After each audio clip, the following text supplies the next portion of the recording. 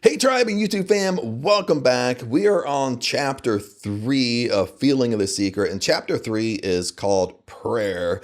Now remember really fast is because when we got done with chapter 1, remember chapter 1 is what's it called? Law and its operation. But it's really about the law of consciousness. But when Neville Goddard wrapped up chapter 1, remember he wrapped it up with a paragraph, and the paragraph, I'll sum it up really fast, is that if you want to influence your subconscious mind, the two ways to do that is through sleep and prayer. So chapter 2 was on sleep that Neville Goddard really dug deep into.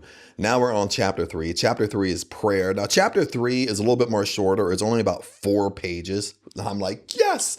It's only 4 pages. So other than that, let's dive deep into this. Now with Neville Goddard's standpoint, chapter 3, prayer is one of the ways to influence your subconscious mind. So let's see kind of the spin Neville Goddard puts on this. And let me put my handy dandy glasses on here.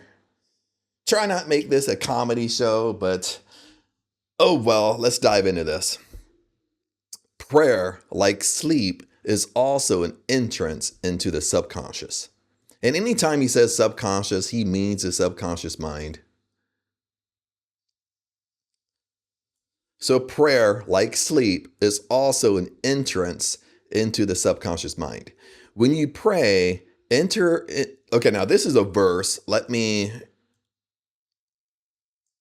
And like if you're just jumping into this, if you've been following along, you know that Neville Goddard likes to use Bible verses within his content, and he also explains it more of an esoteric way, like a metaphor.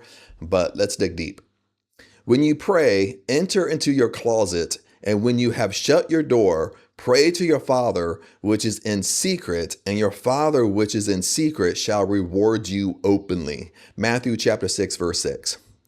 Prayer is an illusion of sleep which diminishes the impression of the outer world and renders the mind more receptive to suggestion from within.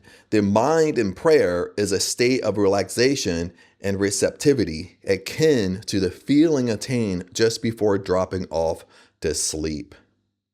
And I love this when he said, the mind in prayer is a state of relaxation. This is why Napoleon Hill in Think and Grow Rich, I forget what chapter it's in, he talks about prayer, but he said the reason why prayer don't work is because when you go to prayer, okay, usually we go to prayer as a last resort. Nothing else is working. And when we go to prayer, the state we're in, even Napoleon Hill says, pay attention to the state you're in. Because if you go to prayer in a state of worry, doubt, and fear, most of the time, praying don't work.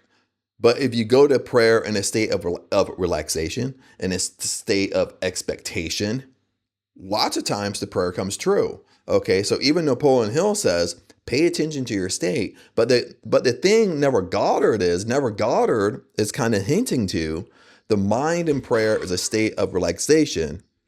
So I want to keep that in the back of your mind. Going to prayer in a state, you're relaxed. Okay, when you're relaxed, you're confident, you know source is inside you.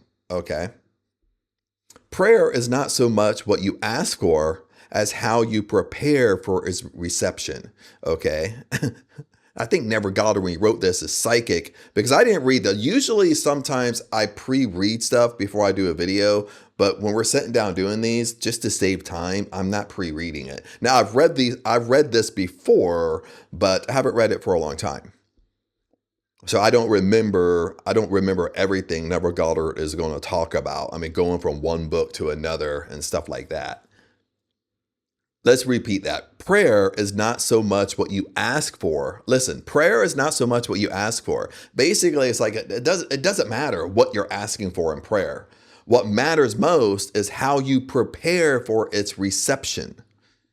Whatsoever things ye desire when ye pray, believe that you have received them and ye shall have them. Mark chapter 11, verse 24. And I know Neville Goddard is going to dissect this verse right here. He always does.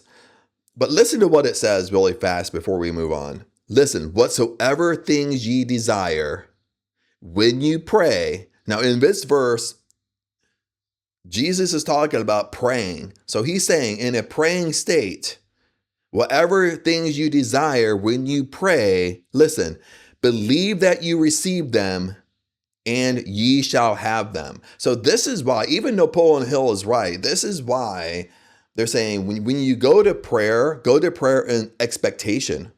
Go to prayer that you're going to receive what you want, because it's right here in Mark chapter 11, verse 24.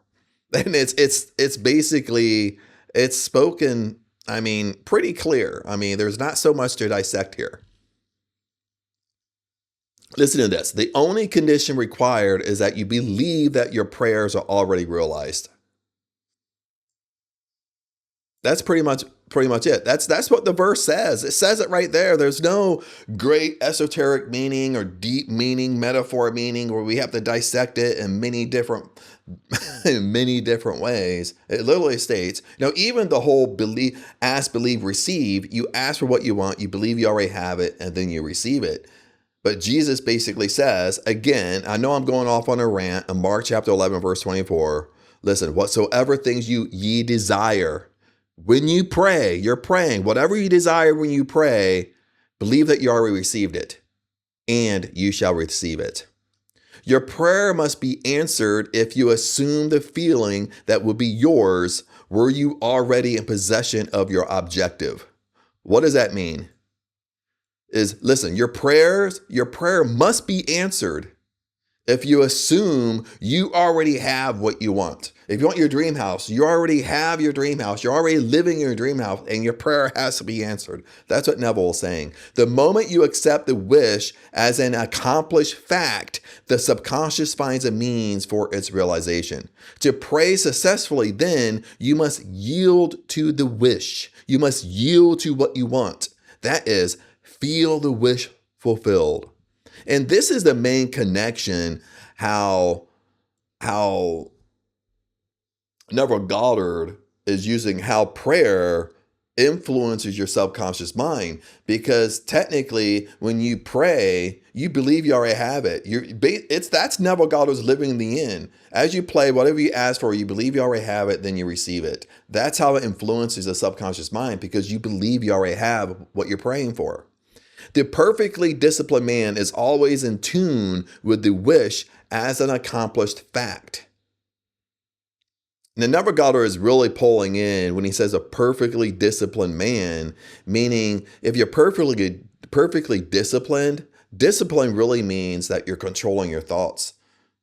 Okay? Your mind control. That's what Neville Goddard is really talking about. The perfectly disciplined man is always in tune with the wish as an accomplished fact.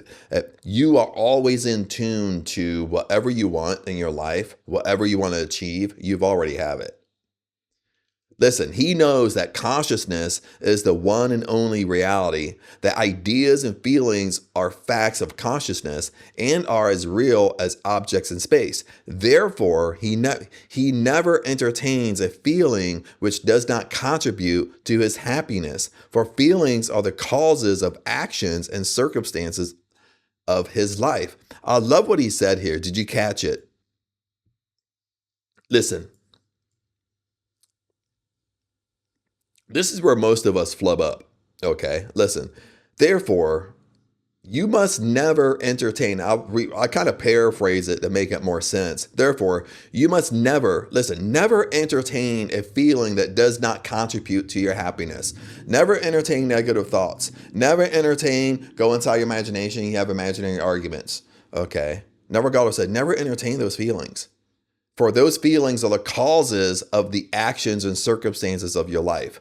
Okay, if you don't like what's going on in your 3D world right now, you caused it, because what's happening is you're entertaining those thoughts in your mind. On the other hand, the undisciplined man finds it difficult to believe that which is denied by the senses, and usually accepts or rejects solely on appearances of the senses. He's digging deep here a little bit. He's kind of going back and forth, like he's talking in riddles. Okay. He said, on the other hand, The undisciplined man, you're not disciplined. Well, that means you just let your thoughts go all over the place. Okay. You let your emotions and feelings go all over the place. Okay. You're not in control of your thoughts, what you're thinking about. You murmur and complain, whatever your mood, that's what you think about. That's it. That's most people. Okay. We're not disciplined in our mind. We're not disciplined what we're thinking about always. Okay. So the undisciplined man finds it difficult to believe that which is denied by the senses and usually accepts. Listen, most people usually accept or reject solely on their appearances by their senses. What does that mean? When Neville Goddard talks about your senses, he's talking about your five senses attached to your visible world. See, hear, smell, taste, touch. That's attached to your objective world, your 3D world. So basically, you're basically accepting and denying what you see. You basically have the concept of, if I don't see it, then I don't believe it. That's how most people's concept is. If I don't see it in my visible world, then it doesn't work. Okay.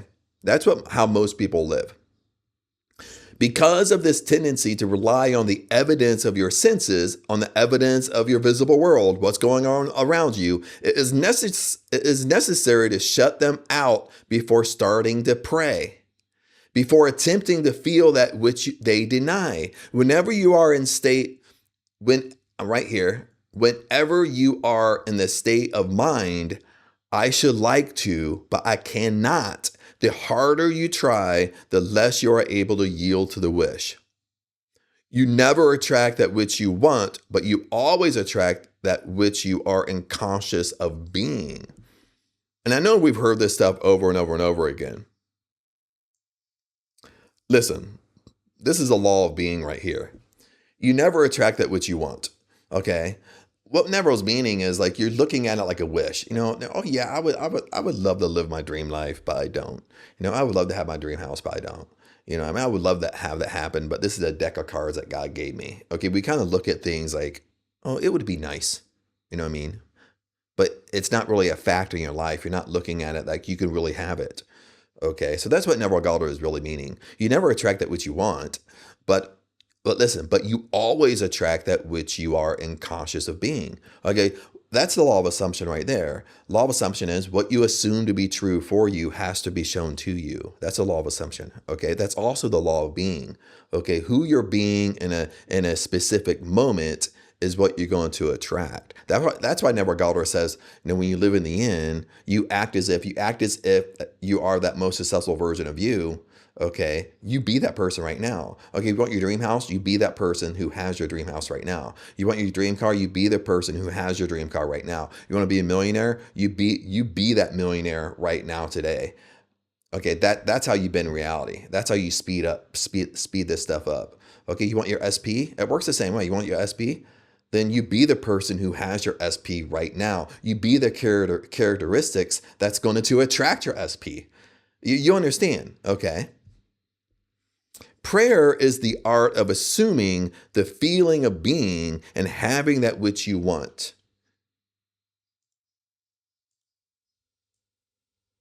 Listen, say this one more time. So powerful. Prayer is the art of assuming the feeling of being, the law of being, what I just explained, and having that which you want. Do you believe that?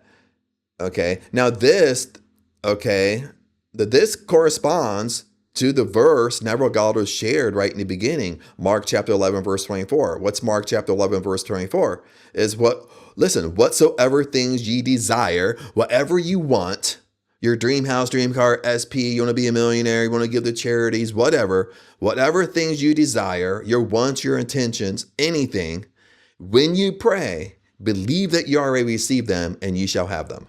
Okay. You can't get more clearer than that with a Bible verse. That's why Neville Goddard says prayer is the art of assuming the feeling of being and having that which you want. When the senses confirm the absence of your wish, all conscious effort to counteract this suggestion is futile and tends to intensify the suggestion. Prayer is the art of yielding to the wish and not forcing of the wish. Okay. Listen, prayer is the art of yielding to the wish. What does he mean by yielding to the wish? Remember, when you pray, You ask for what you want. The second step is you believe you already have it.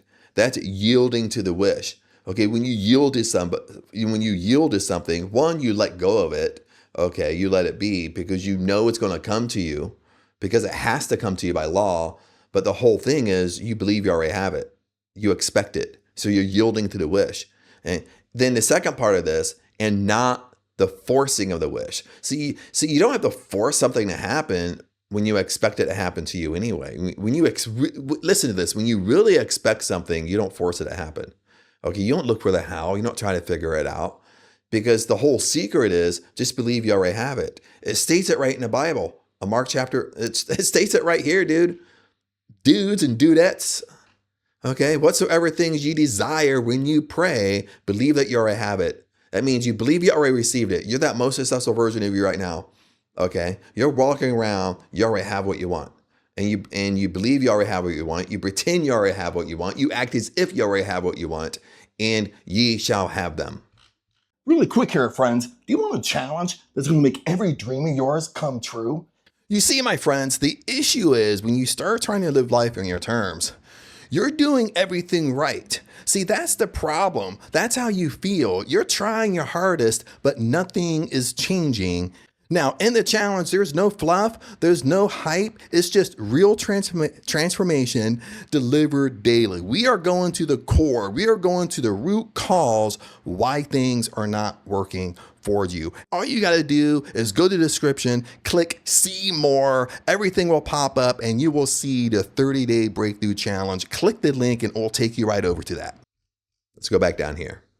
Whenever your feeling is in conflict with your wish, feeling will be the victor. Listen, he's really giving you the meat and potatoes here in this whole paragraph right here. Whenever the feeling is in conflict with your wish, it basically is saying, like, you want your dream house, and Neville Goddard is telling you, well, act right now. You already have your dream house, but yet you don't believe it. You're still like, well, I don't have it. You know what I mean? So that's what he's meaning. You're in conflict. You're in conflict with your wish fulfilled. You're in conflict with what you want. Okay. And Neville is saying the feeling will be the victor. Okay. If you're feeling like you can't have it, and that's a dominant feeling, that's what's brought to you. That means it's not going to come to you. Okay. You're not going to get your dream house because that feeling you're having, that emotion you're having, that you can't have it because I don't see it right now. And you start looking for the how, you start looking at your finances and you think, well, there's no way. And that feeling is dominant. So that's why your dream house, you're going to struggle attracting your dream house because you really believe you can't have your dream house. Okay, that's what Neville Goddard is really saying. Now listen, the dominant feeling invariably expresses itself. That's why I just said, the more dominant feeling you have is going to express itself. Okay, so like I said, like you want your dream house, Neville Goddard tells you to, or I could tell you to, you want to bend reality, you want to speed things up, you act as if right now you already have your dream house. And that means what you do in your 3D world, you talk like, you walk like, you dress like, you make decisions like that most successful version of you that has your dream house. Okay, but what Neville is saying is there's a voice over here that's saying, well, you don't have your dream house. This isn't true. Okay, you look at your finance and say, there's no way you're going to afford your dream house.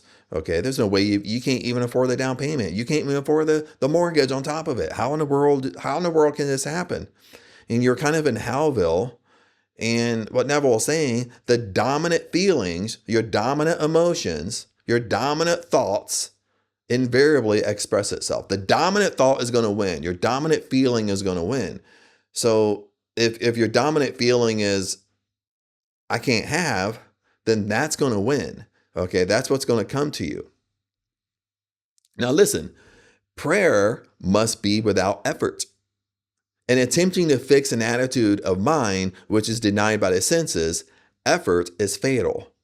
Okay, now what does he mean by prayer must be without effort? What he's really talking about, like when we try to manifest, we jump down the whole success and the manifesting stuff and the manifesting techniques. What we end up doing, especially if you're an entrepreneur, you hear this stuff all the time, that take action, action, action, action. You can't just sit there and meditate and money fall on your head, Chad. You hear all the same BS over and over and over. Take action, action, action, action, action. And I don't care if the guy's a multimillionaire telling you to take action, action, action, action, action, action, action. But most of the time, we're taking force action. It puts us in howville. We're looking for the how it's going to happen. And that's effort. Remember, that's force and effort, and force and effort negates. It keeps things away from you. To yield successfully to the wish as an accomplished fact, you must create a passive state, a kind of reverie or meditative reflection similar to the feeling which precedes sleep. In such a relaxed state, the mind is turned from the objective world and easily senses the reality of the subjective state. Now, when he says subjective, remember, and he says objective, objective is your visible world, okay, your 3D world, what you see right now. Your subjective world is your subconscious mind. It is a state in which you are conscious and quite able to move or open your eyes, but have no desire to do so. An easy way to create this passive state is to relax in a comfortable chair. Now, at this point, let me highlight this for you. He's kind of telling you how to do this. Okay, basically how to pray.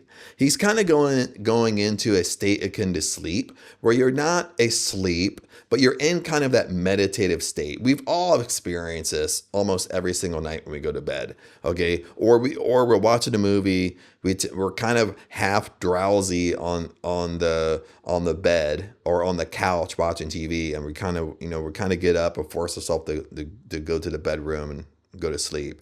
It's that drowsy state. You're not fully asleep, but yet you're so relaxed that you're awake, but you're not super awake. You're not super aware. You're just in this in-between state between sleep and awake. That's the state akin to sleep. And that's that meditative state that Neville Goddard is talking about. And he's saying, like with prayer, it's best to kind of put yourself in that state because it super relaxes you.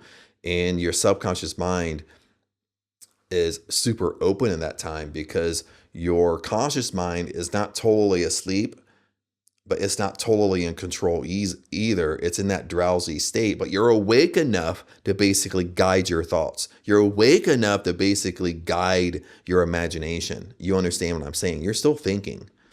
Okay. So how to do this? Neville Goddard's going to explain it. An easy way to create this passive state is to relax in a comfortable chair or on a bed. If on a bed, lay flat on your back with your head on a level with your body. Close the eyes and imagine that you are sleepy. Feel, I am sleepy, so very, very sleepy. In a little while, in a faraway feeling occupied by a general lassitude and loss of all desire to move envelopes you feel a pleasant, comfortable rest and not inclined to alter your position, although under other circumstances you would not be at all comfortable. When this passive state is reached, imagine that you have realized your wish. Listen, this is the meat and potatoes here. Even Neville said, I've been saying this, okay, in all my videos, and I've been saying it in this video. Now Neville Goddard actually says it. Listen, when this passive state is reached, imagine that you have realized your wish. You've gotten what you desire. You've gotten everything you wanted, whatever you want. Imagine in picture form that your desire to achieve in life. Then feel yourself as having already achieved it. Thoughts produce tiny. I want to make sure that I didn't skip over what I wanted to talk about here. I do apologize. You feel a comfortable rest, all the chance. Okay. Let me reread that for you. When this passive state is reached, imagine that you have realized your wish. Not listen, this is why I skipped. I'm so sorry. That's why I caught myself. I skipped a few, I kind of skipped over it and I started reading down here somewhere. Okay, listen to this. Neville Goddard says this. When this passive state is reached, imagine that you have realized your wish, not how it was realized.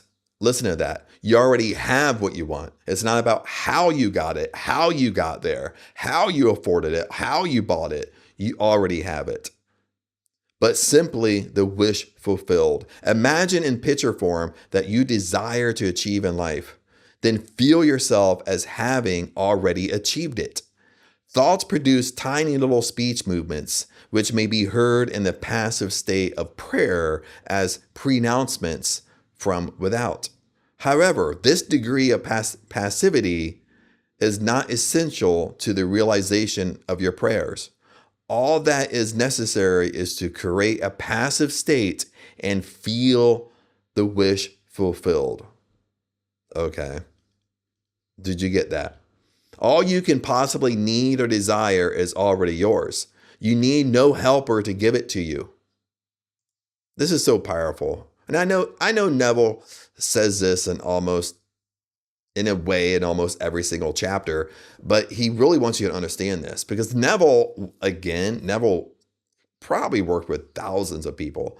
I don't know if I want to say millions because I don't really know, but I mean, between all his lectures, people showing up live and mentored throughout his whole life, I mean, he's mentored thousands and he's talked to thousands. So he's going to know basically people's behavior patterns, what people normally struggle with. And what people normally struggle with back in Neville Goddard days is the same thing we struggle with today. That's kind of the thing that makes you want to laugh out loud a little bit. It's all the same stuff. Listen, all you can possibly need or desire is already yours. You don't need no helper to give it to you. You don't need to try to find stuff outside of you. That's what Neville Goddard is saying. Everything is within you. All the answers are within you. Okay? You don't have to go outside. You don't have to look for the how. How is this going to happen? You don't have to look for people to help you. You don't have to look. It is yours now. That's a state of being. You have to understand it is yours now. And a state of consciousness, if you can see it in your imagination, it's yours right now. Call your desires into being by imagining and feeling your wish fulfilled. As the end is accepted, you become totally indifferent as to possible failure, for acceptance of the end wills the means to that end. When you emerge from the moment of prayer, it is as though you were shown the happy and successful end of a play, although you were not shown how that end was achieved. However, having witnessed the end, regardless of any anticlimactic sequence, you remain calm and secure in the knowledge that the end has been perfectly defined. And that is the end of this chapter, my friends. This chapter it's nice to kind of have a smaller chapter because the longer chapters, I mean, this video went on for an hour. It was pretty intense. And chapter 2 was pretty intense on sleep. I mean, Neville Goddard just basically threw up information on sleep in chapter 2. So that was an intense chapter. It was a very, very wise, excellent chapter, but it was super intense if you sat through that video. But anyway, as we wrap this up, you know what? Know what I want to do? Know what the Chad wants to do? Wants to show you and share with you? Okay, let's go right back to, and we'll wrap it up with this. We'll wrap it up with Mark chapter 11, verse 24.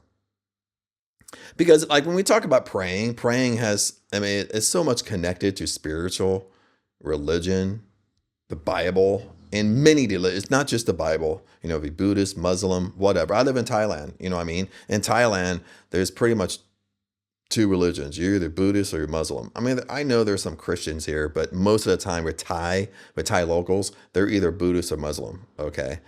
So when we're talking about prayer, let's give it a spiritual background, especially if you grew up going to church, you grew up around it. Maybe you don't go now, but you at least have a little bit of this experience. But listen to this.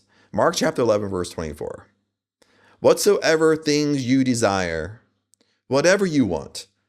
It doesn't say you might get it, maybe you get it. It depends upon what you want, Chad. It doesn't say that. It says, whatsoever things you desire, whatever you want. Okay, abundance is infinite. You can't ask for, there's no limit to how much you can have. Whatsoever things you desire when you pray, when you come in prayer, no matter how you pray, it says, believe that you receive them. Believe that you received your desire, no matter what it is. Believe that you received that dream house. Believe that you received that dream car. Believe that you received that multi-million-dollar status. Believe that you received your SP. Believe that you received the great charities you want to give to. Believe that you receive, that you want to help people. Believe that you've already done it. You've already received it. You got to put yourself in a state of being and act like it. That's what it's saying. And it's not over. It's not over yet, friends. And ye shall have them. Mark chapter 11, verse 24, my friends.